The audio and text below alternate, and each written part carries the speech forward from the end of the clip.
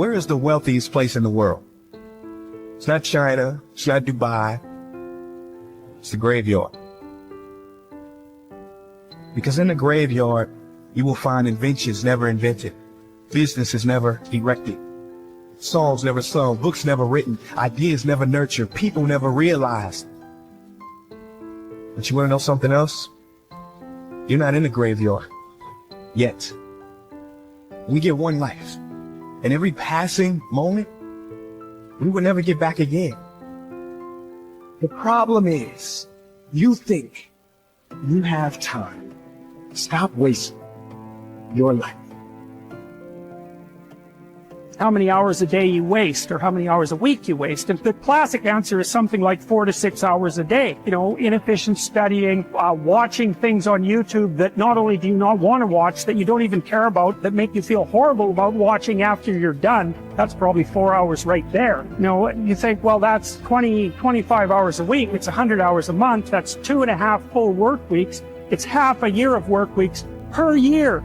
And if your time is worth $20 an hour, which is a radical underestimate, it's probably more like 50 if you think about it in terms of deferred wages. If you're wasting 20 hours a week, you're wasting $50,000 a year.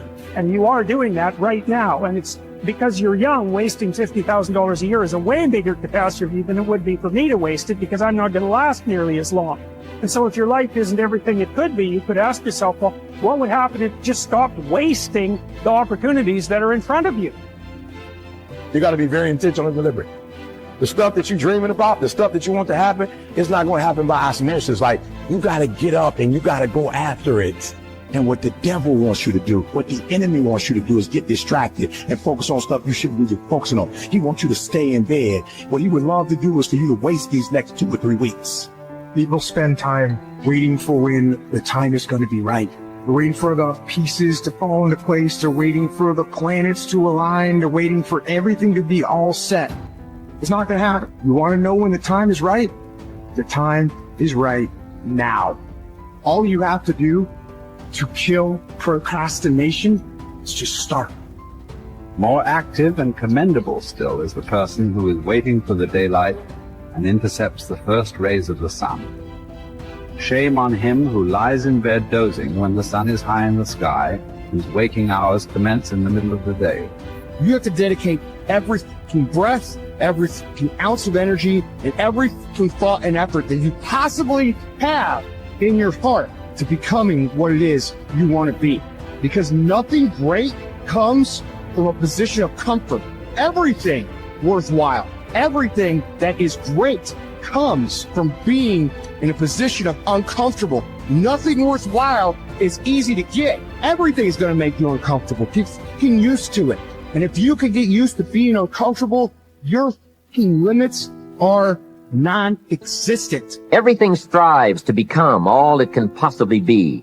And that striving to become is what discipline is all about. Disciplining ourselves to fulfill our natural potential to become all that we can be. And finally, discipline attracts opportunity. Opportunity is always looking for ambition and skill in action. Discipline taps the unlimited power of commitment. The human will in action, driven by inspiration, enticed by desire, tempered by reason, guided by intelligence, can bring you to that high and lofty place called the good life. Discipline, those unique steps of intelligent thought and activity that put a lid on temper and a faucet on courtesy, that develop positive and control negative, that encourage success and deter failure, that design lifestyle and control frustration, that enhance health and curb sickness, that promote happiness and manage sadness. Discipline, the start and the continuing process that brings all good things. And remember, anyone can start the process. It's not if I could, I would. It's if I would, I could. If I will, I can. So start the new process. You can begin a new habit no matter how small it is. Small isn't important. Whether or not you start and whether or not you continue are all that is important. And don't be deluded by an affirmation. Only affirm what you are truly prepared to do. Many of us delude ourselves with our words into believing that we're making changes and making progress, when in fact our daily activity is taking us in the exact opposite direction of our affirmation. Why would you walk in the opposite direction of your dreams?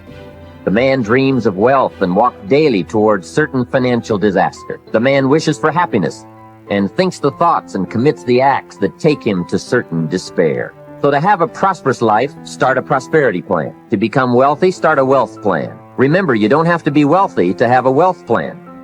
A person with no means can have a rich plan. If you are ill, start a health plan. If you don't have energy, start an energy plan. If you don't feel good, start a feel-good plan. If you're not smart, start a smart plan. If you can't, start a can plan. If you haven't, start a have plan. Anyone can, even a bad person, can start hearing good messages and reading good books. Recognize that the start of the better life, the happy life, the wealthy life, is today. This is exciting. Both the process and the result can begin today. Start the new journey today.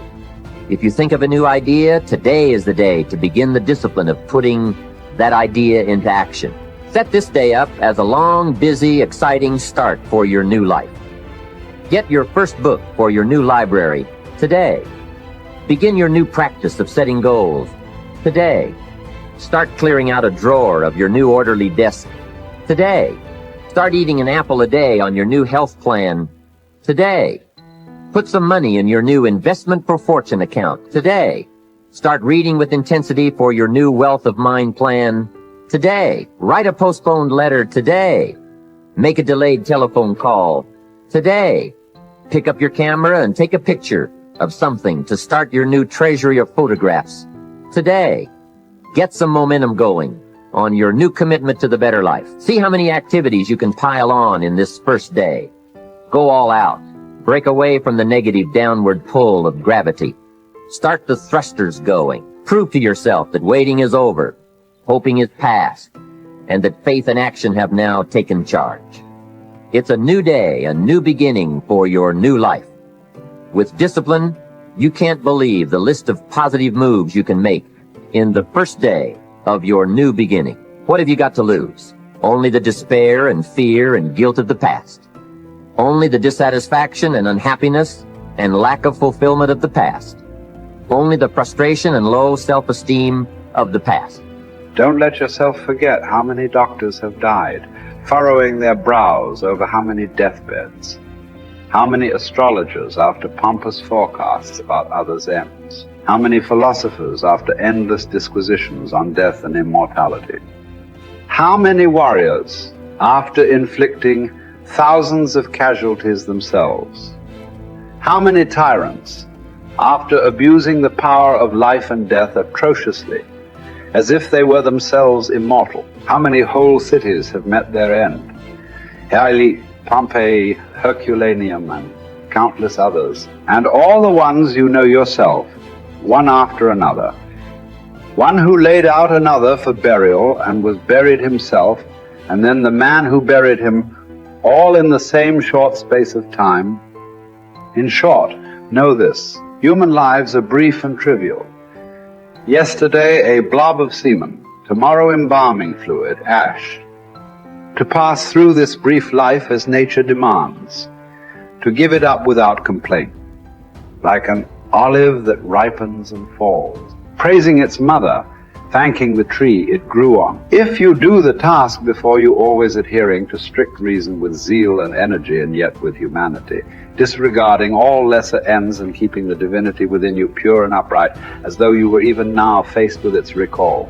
If you hold steadily to this, staying for nothing and shrinking from nothing, only seeking in each passing action a conformity with nature, and in each word and utterance a fearless truthfulness, then the good life shall be yours. And from this course no man has the power to hold you back. Soon you'll be ashes or bones, a mere name at most, and even that is just a sound, an echo. The things we want in life are empty, stale and trivial. Dogs snarling at each other, quarreling children, laughing and then bursting into tears a moment later. Trust, shame, justice, truth, gone from the earth and only found in heaven.